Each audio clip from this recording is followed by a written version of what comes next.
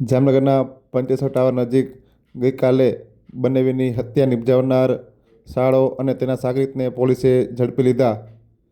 જામનગરના પંચેશ્વર ટાવર નજીક આવેલ વંડાફળી વિસ્તારમાં ગઈકાલે સવારે એક વણિક યુવાનની હત્યા નિપજાવવાનો બનાવ સામે આવ્યો હતો.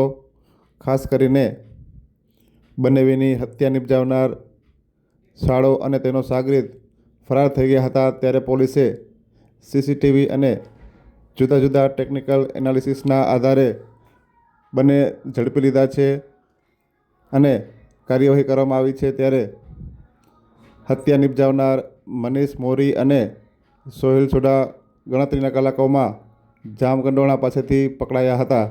ત્યારે આજે બંને આરોપીઓને સિટી એ પોલીસ મથક ખાતે મીડિયા સમક્ષ હાજર કરવામાં આવ્યા હતા. આ અંગેની વિગતો આજે બપોરે 12:30 સામે આવી છે.